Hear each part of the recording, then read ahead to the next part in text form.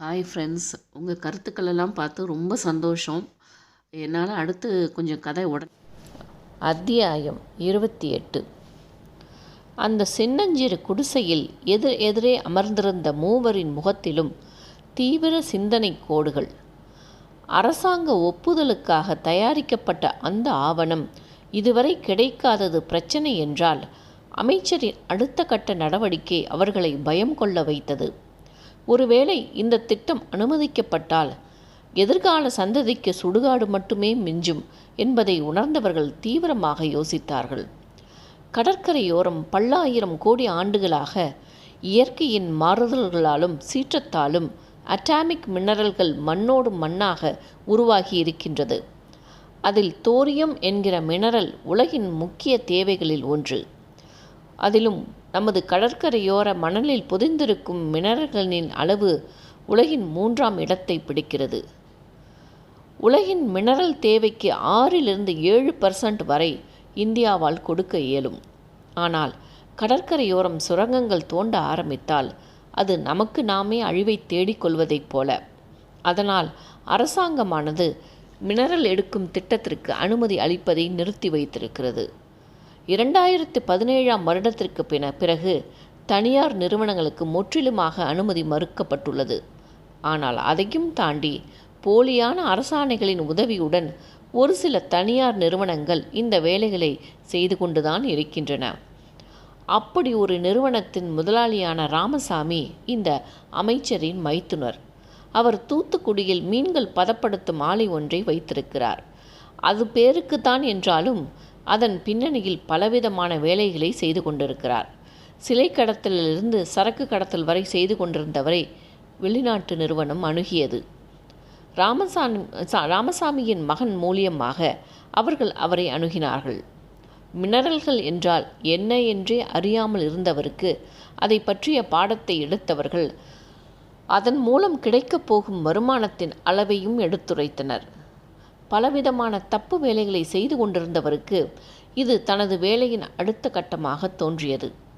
இதன் மூலம் கிடைக்கப் போகும் வருமானம் பல தலைமுறைக்கு சேரும் என்று கணக்கு போட்டார். ஆனால் இங்கு பல தலைமுறைகள் அழிக்கப்படும் என்பதை அவர் எண்ணவே இல்லை. அதனால் அந்த வெளிநாட்டு நிறுவனத்துடன் ஒப்பந்தம் போடப்பட்டது. அமைச்சரின் உதவியுடன் அரசாங்க அனுமதிக்காக பத்திரம் தயாரிக்கப்பட்டது.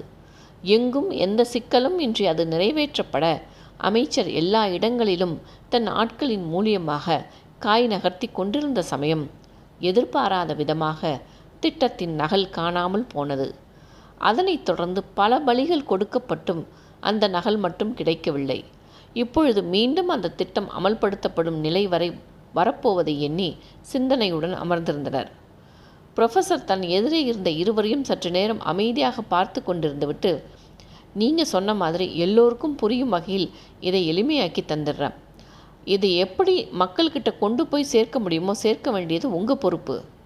பண்ணிடலாம் சார், ஆனால் அதுவரையில் உங்கள் பாதுகாப்பு எங்களுக்கு முக்கியம். அமைச்சருக்கு உங்களை பற்றி இந்நேரம் தகவல் போயிருக்கும். உங்களை தூக்குறது தான் அவங்களோட அடுத்த டார்கெட்டாக இருக்கும். என்னுடைய வேலை முடியும் வரை பாதுகாப்பு கிடைத்தால் போதும். இந்த திட்டம் எக்காரணம் கொண்டும் தொடங்கப்படக்கூடாது. விடமாட்டோம் சார். நீங்கள் இன்னும் 2 நாட்களுக்குள்ளே தயார் செஞ்சு கொடுத்துருங்க. மிச்சத்தை நான் பார்த்துக்கிறேன். சரி. கார்த்திகின் பக்கம் திரும்பி, இனி இவர் நம்மிடம் இருக்கட்டும், நம்ம இடத்துக்கு அழைச்சிட்டு போயிடு என்றான். தலையசைப்பி சம்மதமாக கொடுத்துவிட்டு புரொஃபஸரை அழைத்து கொண்டு கார்த்திக் அங்கிருந்து கிளம்பிவிட்டான். கேசவன் கண்களை மூடி ஆழ்ந்த சிந்தனையில் அப்படியே அமர்ந்திருந்தான். அவனது புத்தி பலமாக கணக்கு போட ஆரம்பித்தது.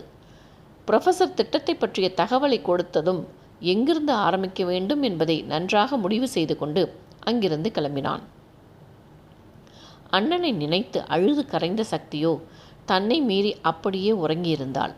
அவளது கையில் சந்துருவின் கடிதம் ஒரு புறம் இருக்க, மற்றொரு கையில் அவன் அவளுக்காக வாங்கியிருந்த ஃபோன் இருந்தது. அறைக்குள் வந்த கேசவனின் விழிகளில் இந்த காட்சி விழுந்தது. அவளது கண்ணீர் படிந்த காய்ந்து போன கன்னங்கள் அவள் அழுததை உணர்த்தியது. தனது தொடுகையினால் அவள் காயப்பட்டிருக்கிறாளோ என்று உள்ளுக்குள் பயந்து போனான். மெல்ல அவள் அருகே சென்று கையில் இருந்த ஃபோனை எடுத்தான். மற்றொரு கையில் இருந்த கடிதத்தையும் எடுத்து மேஜை மேல் வைத்துவிட்டு அழுங்காமல் அவளை தூக்கி படுக்கையில் விட்டான். அண்ணா, எங்கே இருக்கண்ணா? எனக்கு பயமாக இருக்குது என்று உறக்கத்தில் மெல்ல உளறினாள். அவளது அந்த உளறல் அவனின் பயத்தை அதிகரித்தது. அண்ணன் மேல் இத்தனை அன்பு வைத்திருப்பவள் உண்மை தெரியும் போது எப்படி உணர்வாள் என்றெண்ணி யோசனையுடன் அருகே இருந்த நாற்காலியில் அமர்ந்து விட்டான். அப்பொழுது மேஜை மேல் வைத்திருந்த கடிதம் லேசாக காற்றில் பறக்க மெல்ல கை நீட்டி அதை எடுத்தான். தன்னை மீறி இருந்ததை படித்தவனுக்கு மேலும் நன்றாக புரிந்து போனது. தங்களது உறவு மேம்படப் போவதில்லை. சற்று நேரம் கால்களை குறுக்கிக் கொண்டு ஒருவித பயத்துடனே உறங்கிக் கொண்டிருந்தவளை அமைதியாக பார்த்து கொண்டிருந்தான். பின்னர் மேஜை மேலிருந்த ஃபோனை எடுத்து ஆன் செய்து பார்க்க அது பவர் இல்லாமல் இருந்தது. அதை கையில் எடுத்து கொண்டவன் அறையை விட்டு வெளியேறி மற்றொரு அறைக்குள் நுழைந்தான். அங்கு அந்த ஃபோனுக்கு உரிய சார்ஜர் கிட்டுமா என்று ஆராய்ந்து கிடைத்ததும் சார்ஜில் போட்டுவிட்டு குளிக்க சென்று விட்டான். குளித்து முடித்து வந்தவன் ஃபோன் சார்ஜ் ஆகிறதா என்று பார்க்க சிறிதளவு சார்ஜ் ஆக ஆரம்பித்திருந்தது. அதை அப்படியே வைத்துவிட்டு திரும்பியவன் தலையை துவட்ட ஆரம்பித்தான். ஏனோ அவனது மனம் அந்த ஃபோனை எடுத்து ஆராய சொன்னது. சற்று யோசித்துவிட்டு வேகமாக சென்று சார்ஜில் போட்டுக்கொண்டே அதன் ஓப்பன் செய்து பார்க்க ஆரம்பித்தான். புது ஃபோனாக இருந்ததால் அதில் எதுவுமே இல்லை. அப்படியே வைத்துவிட்டு திரும்ப எண்ணியவன் ஆடியோ எதுவும் இருக்கிறதா என்று ஓப்பன் செய்ய ஆரம்பித்த நேரம் கதவு வேகமாக திறக்கப்பட சக்தி ஓடி வந்து அவன் மீது மோதி நின்றாள்.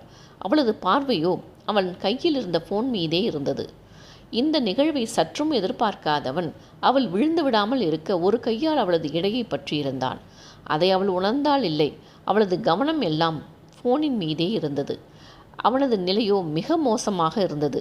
அவளின் பாதி உடல் அவன் மீது சாய்ந்திருக்க, கரங்களோ வழுவழுப்பான வெண்ணெய் போன்ற இடையில் பதிந்திருக்க மனமோ குதியாட்டம் போட்டது.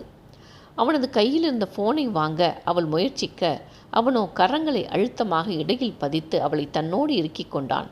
அவனிடமிருந்து விடுபட வளைந்து நெளிந்தவள் ஃபோனை கொடுங்க என்றாள் தவிப்புடன். இருவரின் போராட்டத்துக்கிடையில் அவன் கையில் இருந்த ஃபோனில் விரல் பட்டு ஆடியோ ஃபைல் ஓப்பன் ஆனது. கேசவனின் மயக்கம் பட்டென்று அருந்து போக தான் என்ன செய்து கொண்டிருக்கிறோம் என்று உணர்ந்து அவளை அப்படியே விட்டுவிட்டு ஃபோனுடன் நகர்ந்தான். அவளோ ஃபோனில் கேட்ட குரல் அண்ணனின் குரலோ என்று மீண்டும் பாய்ந்து அவனிடம் இருந்து ஃபோனை பறிக்க முயன்றாள்.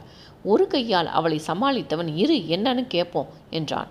அது எங்கள் அண்ணன் எனக்கு வாங்கி கொடுத்த ஃபோன், நீங்கள் கேட்க வேண்டாம், என்கிட்ட கொடுங்க. சக்தி, உங்கள் அண்ணனை கண்டுபிடிக்கணுமா வேண்டாமா? அவனது அந்த கேள்வி அவளை அப்படியே நிற்க வைக்க அவன் மீண்டும் அந்த ஆடியோவை ஆன் செய்தான். சக்தி சக்தி நான் செந்தில் பேசுகிறேன் என்று மூச்சரைக்க பேசினான். செந்தில் என்று சொன்னதும் கேசவனின் உடல் ஒரு நிமிடம் இறுகி பின் இயல்பிற்கு மீண்டது.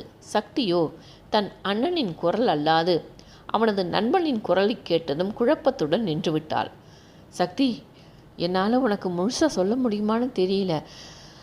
அது வரைக்கும் நான் உயிரோடு இருப்பேனான்னு தெரியலம்மா. உங்கள் அண்ணன் அவனுக்கு தெரியாமலேயே ஒரு சிக்கலில் மாட்டிக்கிட்டான். அவனால் என்னையும் நிறைய பேர் தேடிகிட்டு இருக்காங்க. இந்த ஃபோன் உன் கையில் கிடைக்கும்போது நான் இருப்பேனான்னு தெரியாது. நீயும் உன் குடும்பத்து ஆட்களும் கொஞ்ச நாளைக்கு எங்கேயாவது போய் இருங்க. உங்கள் அண்ணன் உனக்காக ஒரு லெட்டர் அனுப்பியிருக்கான்.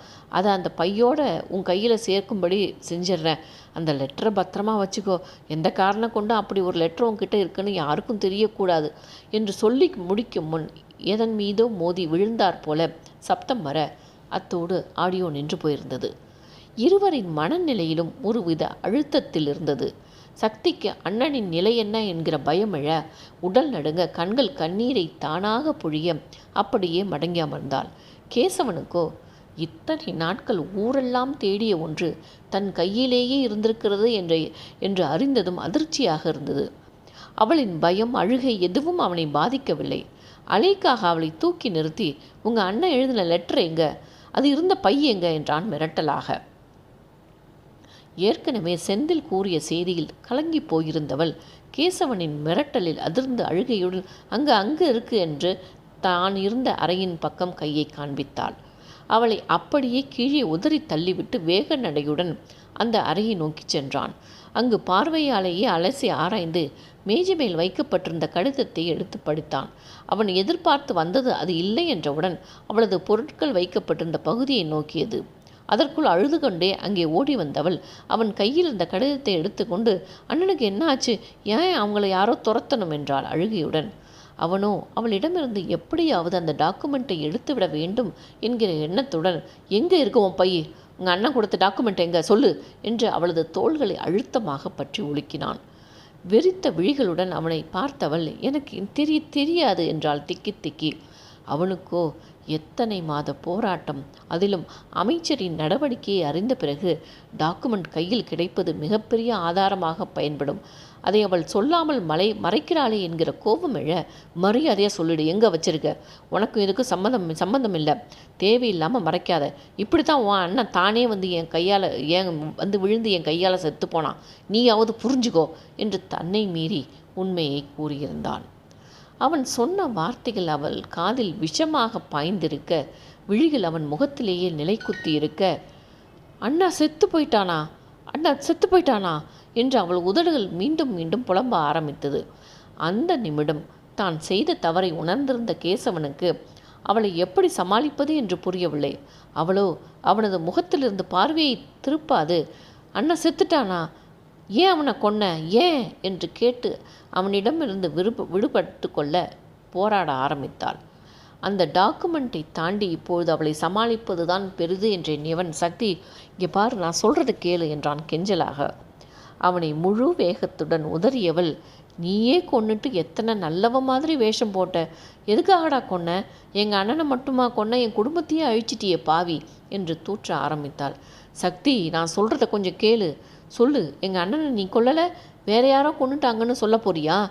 இல்லை சக்தி, ஒரு சின்ன எறும்புக்கு கூட தீங்கு நினைக்காதவன் அவனை போய் கொல்ல எப்படி மனசு வந்தது?